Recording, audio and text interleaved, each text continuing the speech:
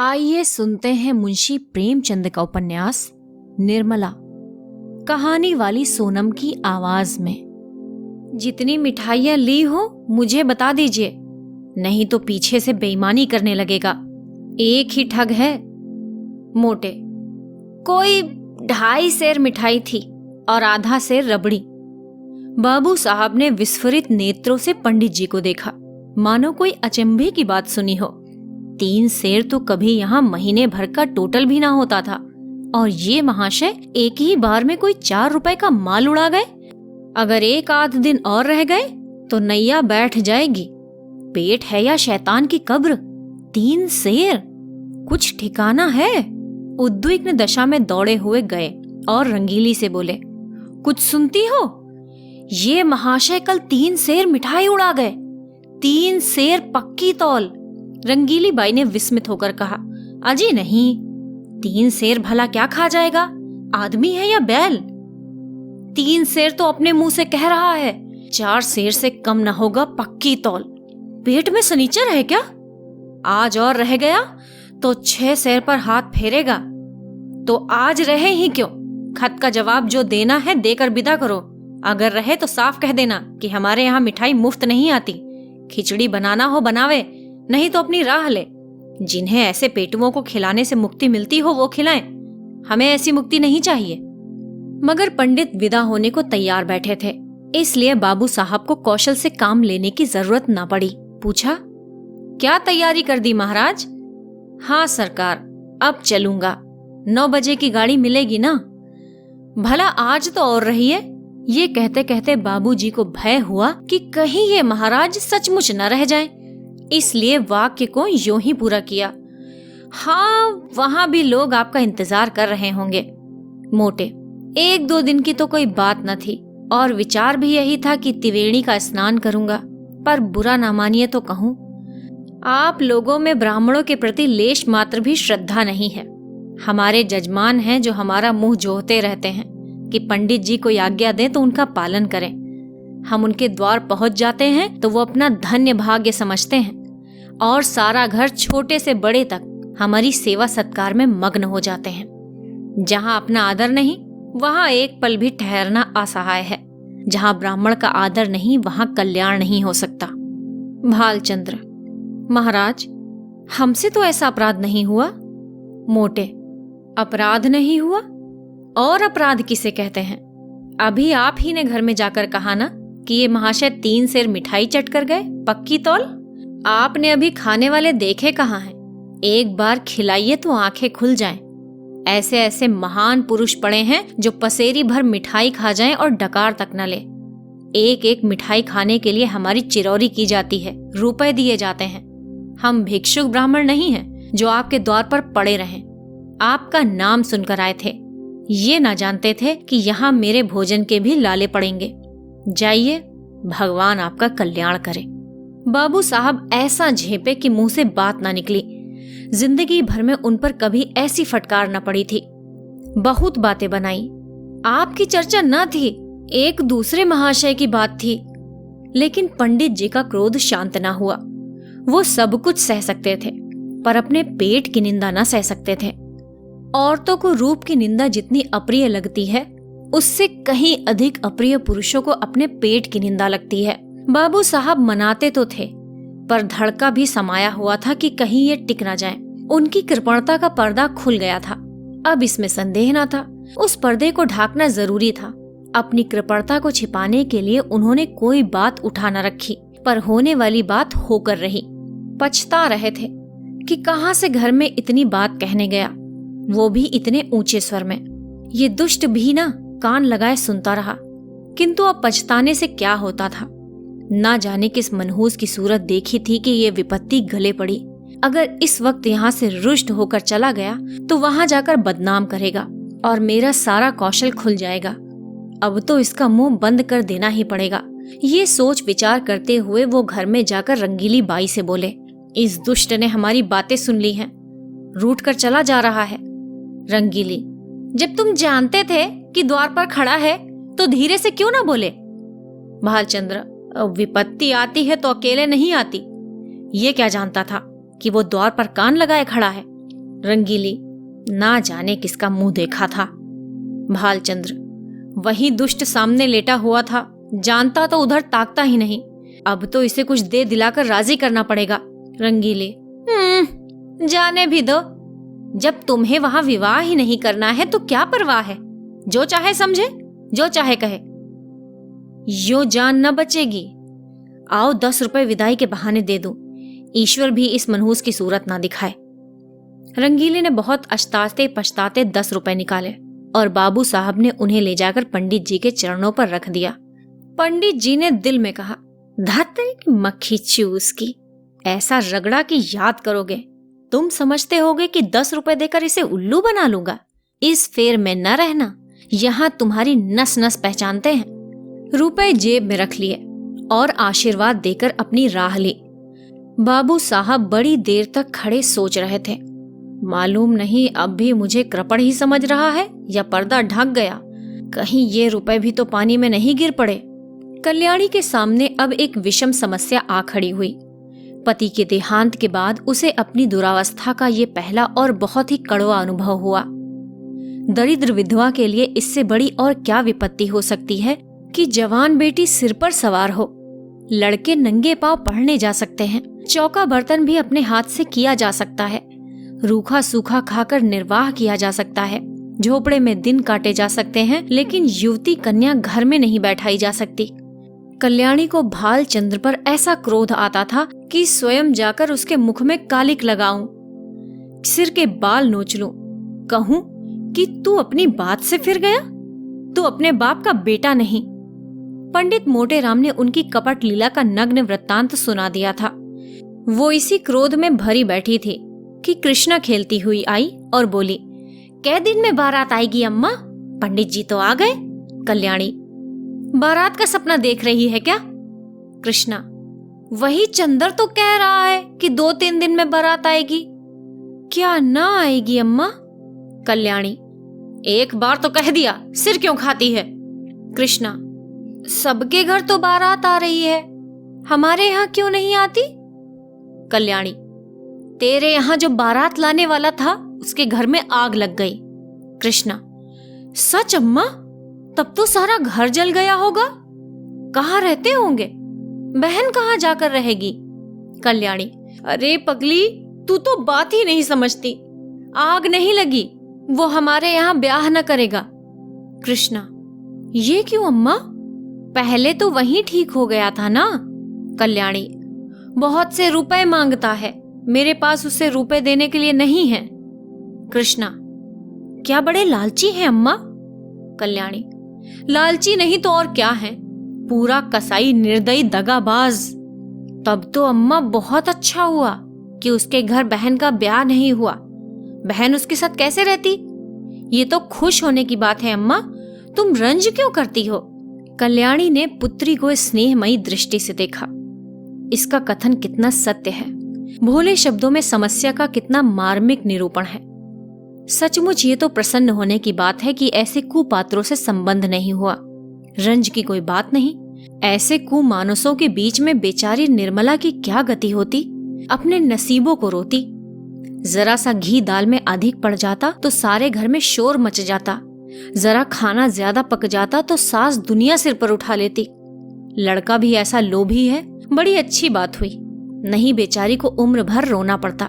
कल्याणी यहाँ से उठी तो उसका हृदय हल्का हो गया था, लेकिन विवाह तो करना ही था और हो सके तो इसी साल, नहीं तो दूसरे साल फिर नए सिरे से तैयारियां करनी पड़ेंगी। अब अच्छे घर की जरूरत न थी, अच्छे वर की जरूरत न थी। अभागिनी को अच्छा घर वर कहाँ मिलता? अब तो किसी भांति सिर का बोझ उतारना था, किसी भांति लड़की को पार लगाना था, उसे कुएं में झोंकना था। ये रूपवती है, गुणशीला है, चतुर है, कुलीन है तो हुआ करे। दहेज नहीं तो उसके सारे गुण दोष हैं। दहेज हो तो सारे दोष गुण हैं। प्राणी का कोई मूल्य नहीं, केवल दहेज का मूल्य है। कितनी विषम भाग्य लीला है। कल्याणी का दोष कुछ कम न था। अबला और विधवा होना ही उसे दोषों से मुक्त नहीं कर सकता। उसे अपने लड़के अपनी लड़कियों से कहीं ज्यादा प्यारे थे। लड़के हल्के बैल हैं, भूसे खली पर पहला हक उनका है। उनके खाने से जो बचे वो गायों का मकान था, कुछ नकद था, कई हजार के गहने थे, लेकिन उसे अभी 2 लड़कों का पालन पोषण करना था, उन्हें पढ़ाना लिखाना था। एक कन्या और भी 4-5 साल में विवाह करने योग्य हो जाएगी, इसलिए वो कोई बड़ी रकम दहेज में ना दे सकती थी। आखिर लड़कों को भी तो कुछ चाहिए, वे क्या समझेंगे कि हमारा भी कोई बाप था। पंडित मोटे राम को लखनऊ से लौटे 15 दिन बीत चुके थे। लौटने के बाद ही दूसरे दिन वो वर की खोज में निकले थे।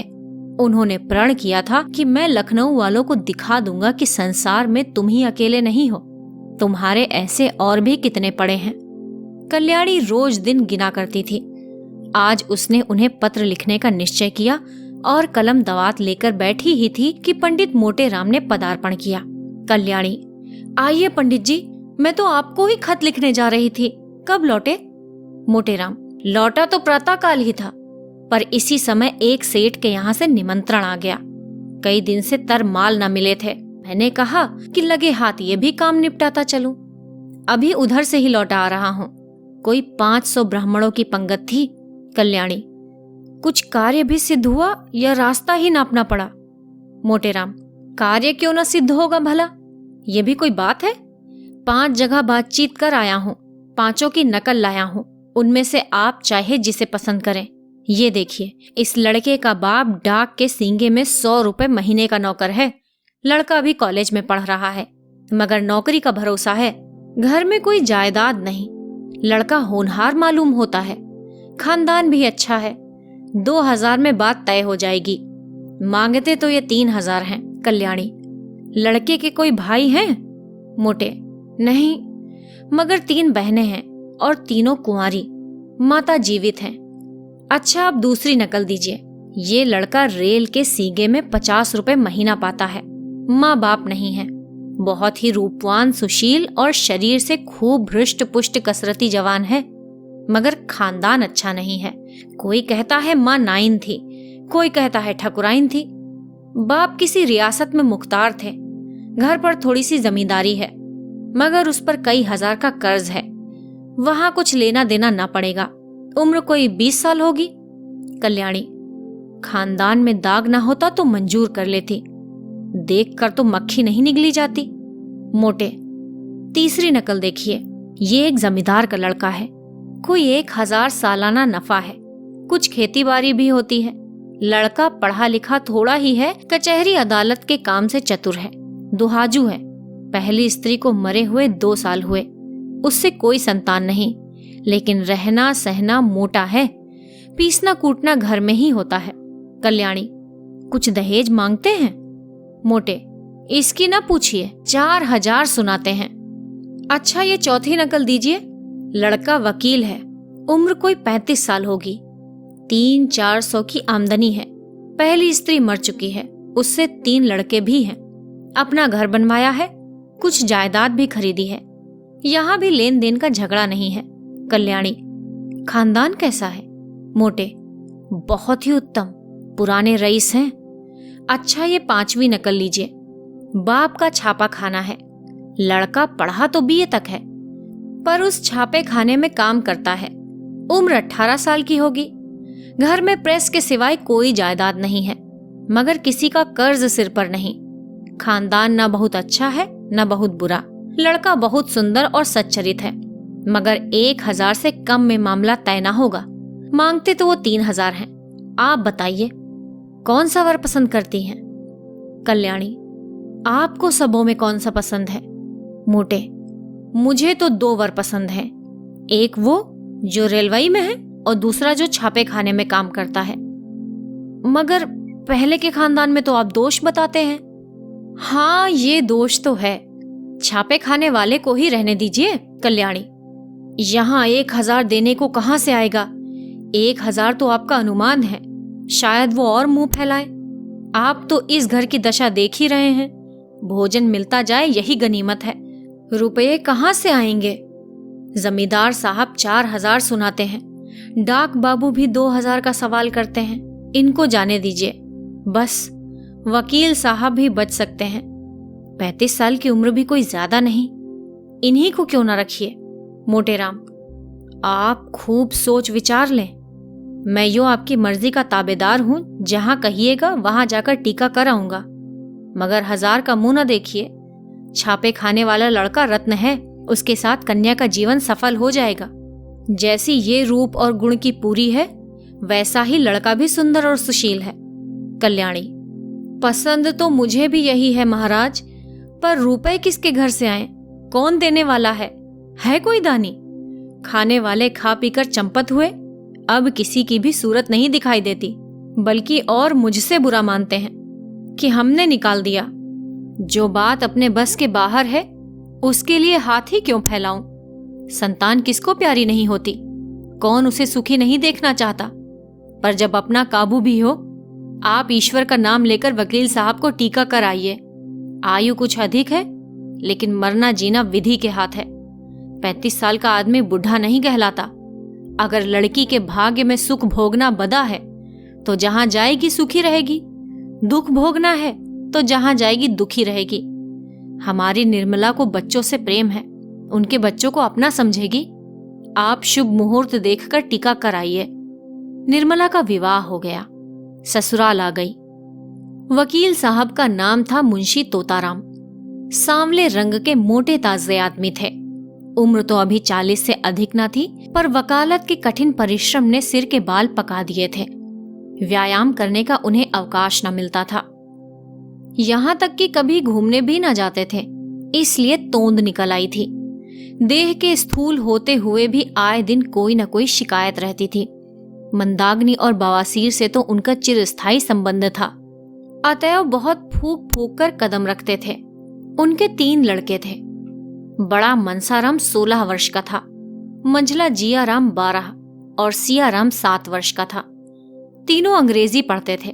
घर में वकील साहब की विधवा बहन के सिवा और कोई औरत न थी, वही घर की मालकिन थी। उनका नाम था रुक्मणी और अवस्था 50 के ऊपर थी। ससुराल में कोई न था, स्थायी रीति से यहीं रहती थी। तोताराम दंपति विज्ञान में कुशल थे। निर्मला को प्रसन्न रखने के लिए उनमें जो स्वाभाविक कमी थी, उसे वो उपहारों से पूरी करना चाहते थे। यद्यपि वो बहुत ही मितव्ययी पुरुष थे, पर निर्मला के लिए कोई न कोई तोहफा रोज लाया करते। मौके पर धन की परवाह न करते थे। लड़के के लिए थोड़ा दूध आता था, पर निर्मला के लिए मेवे, मुरब्बे, मिठाइयाँ, किसी चीज की कमी ना थी। अपनी जिंदगी में कभी सैर तमाशे देखने न गए थे, पर अब छुट्टियों में निर्मला को सिनेमा, सर्कस, थिएटर दिखाने ले जाते थे। अपने बहुमूल्य समय का थोड़ा सा हिस्सा उसके साथ बैठकर ग्रामोफोन बजाने में व्यतीत किया करते थे। लेकिन निर्मला को न जाने क्यों तोताराम के पास बैठने और हंसने बोलने में संकोच होता था। इसका कदाचित ये कारण था कि अब तक ऐसा ही एक आदमी उसका पिता था, जिसके सामने वो सिर झुकाकर देह चुरा कर निकलती थी। अब उनकी अवस्था का एक आदमी उसका पति था। वो उसे प्रेम की वस्तु नहीं, सम्मान की वस्तु समझती थी। उनसे भागती फिरती, उनको देखते ही उसकी प्रफुल्लता पलायन कर जाती थी। वकील साहब को दंपति विज्ञान न सिखाया था कि युवती के सामने खूब प्रेम की बातें करनी चाहिए, दिल निकाल कर रख देना चाहिए, यही उसके वशीकरण का मुख्य मंत्र है। इसलिए वकील साहब अपने प्रेम प्रदर्शन में कोई कसर न रखते थे। लेकिन निर्मला को इन बातों से घृणा होती थी। वही बातें जिन्हें किसी युवक के मुख से सुनकर उनका हृदय प्रेम से उन्मत्त हो जाता, वकील साहब के मुंह से निकलकर उसके हृदय पर शर के समान आघात करती थी। उसमें रस न था, उल्लास न था, उन्माद न था, हृदय न था, केवल बनावट थी। धोखा था और शुष्क नीरस शब्दाडंबर। उसे इत्र और तेल बुरा न लगता, सैर तमाशे बुरे न लगते, बनाव सिंगार भी बुरा न लगता। बुरा लगता था तो केवल तोताराम के पास बैठना। वो अपना रूप और यौवन उन्हें न दिखाना चाहती थी, क्योंकि वहां देखने वाली आंखें न थीं। वो उन्हें इन रसों का आस्वादन लेने योग्य न समझती थी।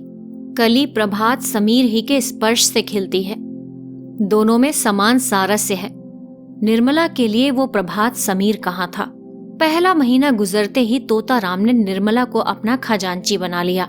कचहरी से आकर दिन भर की कमाई उसे दे देते। उनका ख्याल था कि निर्मला इन रुपयों को देखकर फूली न समाएगी। निर्मला बड़े शौक से इस पद का काम अंजाम देगी, एक एक पैसे का हिसाब लिखती। अगर कभी रुपए कम मिलते तो पूछती आज कम क्यों है। गृहस्थी के संबंध में उनसे खूब बातें करती। इन्हीं बातों के लायक वो उनको समझती थी। ज्यों ही कोई विनोद की बात उनके मुंह से निकल जाती, उसका मुख लिन हो जाता था। निर्मला जब वस्त्राभूषणों से अलंकृत होकर आईने के सामने खड़ी होती और उसमें अपने सौंदर्य की सुषमापूर्ण आभा देखती, तो उसका हृदय एक सतृष्ण कामना से तड़प उठता था। उस वक्त उसके हृदय में एक ज्वाला सी उठती। मन में आता, इस घर में आग लगा दूं। अपनी माता पर क्रोध आता, पर सबसे अधिक क्रोध बेचारे निरपराध तोताराम पर आता। वो सदैव इस ताप से जला करती।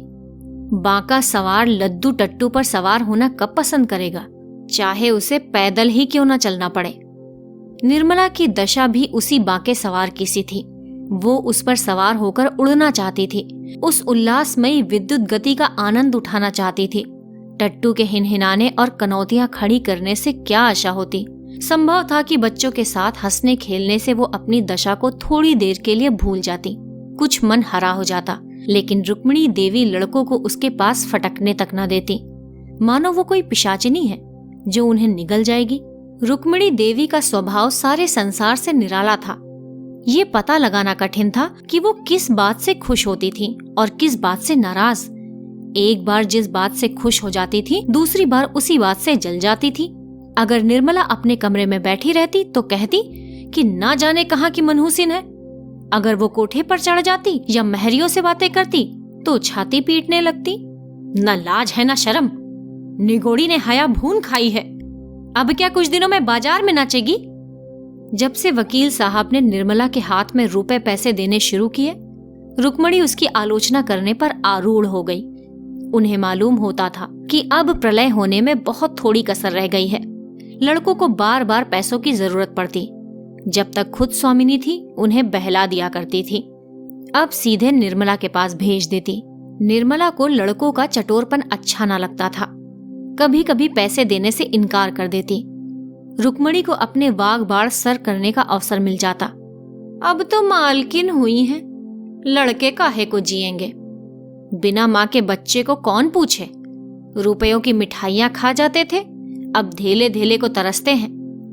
निर्मला अगर चिढ़कर किसी दिन बिना कुछ पूछे ताछे पैसे दे देती तो देवी जी उसकी दूसरी ही आलोचना करती। इन्हें क्या, लड़के मरे या जिए, इनकी बला से। माँ के बिना कौन समझाए कि बेटा बहुत मिठाइयां मत खाओ, आई गई तो मेरे सिर जाएगी, इन्हें क्या। यहीं तक होता तो निर्मला शायद जब्त कर जाती, पर देवी जी तो खुफिया पुलिस से सिपाही की भांति निर्मला का पीछा करती रहती थी। अगर वो कोठे पर खड़ी है तो अवश्य ही किसी पर निगाह डाल रही होगी। महरी से बातें करती है तो अवश्य ही उनकी निंदा करती होगी। बाजार से कुछ मंगवाती है तो अवश्य कोई विलास वस्तु होगी। ये बराबर उसके पत्र पढ़ने की चेष्टा किया करती, छिप छिप कर बातें सुना करती। निर्मला उनकी दो धारी तलवार से कांपती रहती थी। यहाँ तक कि उसने एक दिन पति से कहा, आप जरा जीजी को समझा दीजिए, क्यों मेरे पीछे पड़ी रहती हैं। तोताराम ने तेज होकर कहा, तुम्हें कुछ कहा है क्या? रोज ही कहती हैं, बात मुंह से निकालना मुश्किल है। अगर उन्हें इस बात की जलन हो कि ये मालकिन क्यों बनी हुई हैं, तो आप उन्हीं को रुपए पैसे दीजिए, मुझे ना चाहिए। यही मालकिन बनी रहें। मैं तो केवल इतना चाहती हूँ कि कोई मुझे ताने महने ना दिया करे। ये कहते कहते निर्मला की आंखों से आंसू बहने लगे। तोताराम को अपना प्रेम दिखाने का ये बहुत ही अच्छा मौका मिला। बोले, मैं आज ही उनकी खबर लूंगा, साफ कह दूंगा, मुंह बंद करके रहना है तो रहें, नहीं तो अपनी राह लो। इस घर की स्वामिनी वो नहीं है, तुम हो। वो केवल तुम्हारी सहायता के लिए हैं। अगर सहायता करने के बदले तुम्हें दिक करती हैं तो उनके यहाँ रहने की जरूरत नहीं। मैंने सोचा था कि विधवा हैं, अनाथ हैं, पाव भर आटा खाएंगी पड़ी रहेंगी, जब और नौकर चाकर खा रहे हैं तो वो तो अपनी बहन ही है। लड़कों की देखभाल के लिए एक औरत की जरूरत थी, रख लिया। लेकिन इसके माने ये तो नहीं कि वो तुम्हारे ऊपर शासन करे। निर्मला ने फिर कहा, लड़कों को सिखा देती हैं कि जाकर माँ से पैसे मांगे, कभी कुछ कभी कुछ। लड़के आकर मेरी जान खाते हैं, घड़ी भर लेटना मुश्किल हो जाता है। डांटती हूँ तो वो आंखें लाल पीली करके दौड़ती हैं। मुझे समझती हैं कि लड़कों को देखकर जलती है। ईश्वर जानते होंगे कि मैं बच्चों को कितना प्यार करती हूँ, आखिर मेरे ही बच्चे तो हैं। मुझे उनसे क्यों जलन होने लगी। तोताराम क्रोध से कांप उठे। बोले, तुम्हें जो लड़का दिख करे उसे पीट दिया करो। मैं भी देखता हूं कि लौंडे शेर हो गए हैं। मनसाराम को तो मैं बोर्डिंग हाउस में भेज दूंगा, बाकी दोनों को तो आज ही ठीक किए देता हूं। उस वक्त तोताराम कचहरी जा रहे थे।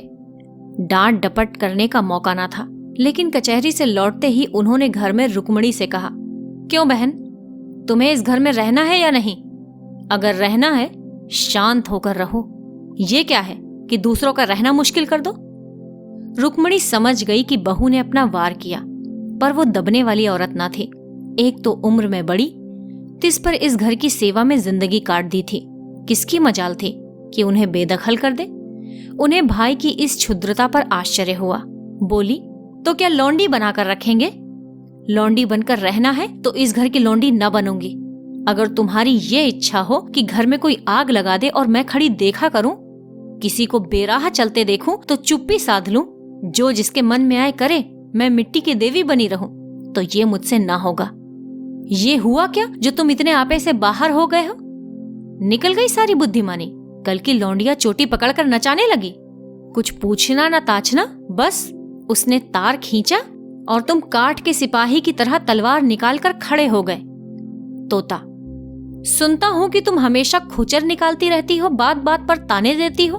अगर कुछ सीख देनी हो तो उसे प्यार से मीठे शब्दों में देनी चाहिए। तानों से सीख मिलने के बदले उल्टा और जी जलने लगता है। रुक्मिणी, तो तुम्हारी ये मर्जी है कि किसी बात में न बोलूं, यही सही। लेकिन फिर ये ना कहना कि तुम घर में बैठी थी तो क्यों ना सलाह दी।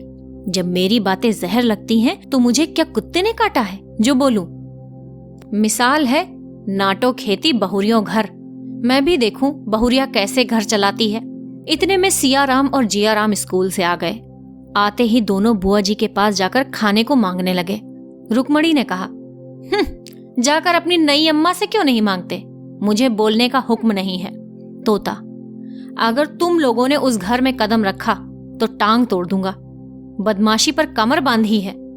जियाराम जरा शोक था। बोला, उनको तो आप कुछ नहीं कहते, हम ही को धमकाते हैं, कभी पैसे नहीं देती। सियाराम ने इस कथन का अनुमोदन किया। कहती है मुझे दिक करोगे तो कान काट लूंगी। कहती है कि नहीं जिया? निर्मला अपने कमरे से बोली, मैंने कब कहा था कि तुम्हारे कान काट लूंगी? अभी से झूठ बोलने लगे। इतना सुनना था कि तोताराम ने सियाराम के दोनों कान पकड़कर उठा लिया। लड़का जोर से चीख मारकर रोने लगा।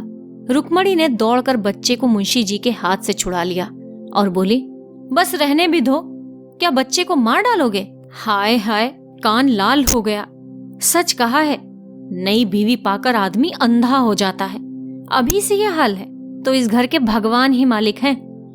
निर्मला अपनी विजय पर मन ही मन प्रसन्न हो रही थी, लेकिन जब मुंशी जी ने बच्चे का कान पकड़कर उठा लिया तो उससे रहा न गया। छुड़ाने को दौड़ी, पर रुक्मणी पहले ही पहुंच गई थी। बोली, पहले आग लगा दी, अब बुझाने दौड़ी हो। जब अपने लड़के होंगे तब आंखें खुलेंगी। पराई पीर क्या जानो। निर्मला, खड़े तो हैं, पूछ लो ना, मैंने क्या आग लगा दी? मैंने इतना ही कहा था कि लड़के मुझे पैसों के लिए बार बार दिक करते हैं। इसके सिवाय जो मेरे मुंह से निकला हो तो मेरी आंखें फूट जाएं। तोताराम, मैं खुद इन लड़कों की शरारत देखा करता हूँ, अंधा थोड़े ही हूँ। तीनों जिद्दी और शरीर हो गए हैं। बड़े मियाँ को तो मैं आज ही हॉस्टल में भेजता हूँ। रुक्मणी, अब तक तुम्हें इनकी कोई शरारत न सूझी, आज आंखें क्यों इतनी तेज हो गईं? तोताराम, तुम्ही ने ना इन्हें इतना शोक कर रखा है। रुक्मणी, तो मैं ही विष की गांठ हूँ, मेरे ही कारण तुम्हारा घर चौपट हो रहा है। लो, मैं जाती हूँ, तुम्हारे लड़के हैं, मारो चाहे काटो, न बोलूंगी।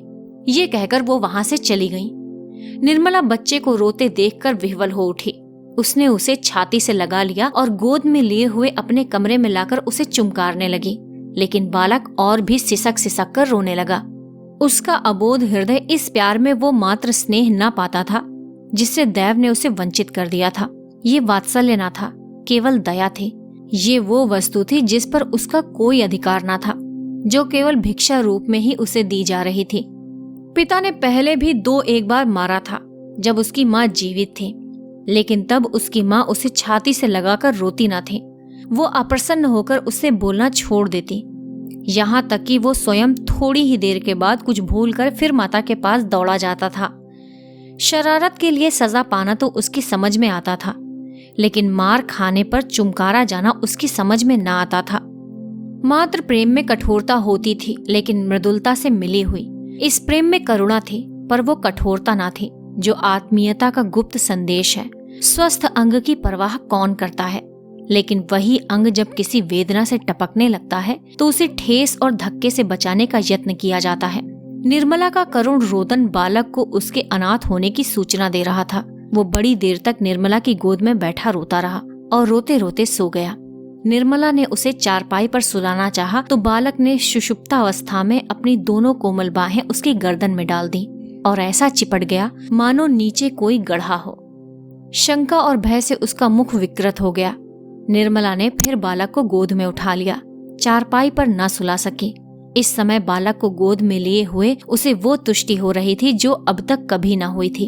आज पहली बार उसे आत्मवेदना हुई, जिसके बिना आंख नहीं खुलती, अपना कर्तव्य मार्ग नहीं समझता। वो मार्ग अब दिखाई देने लगा।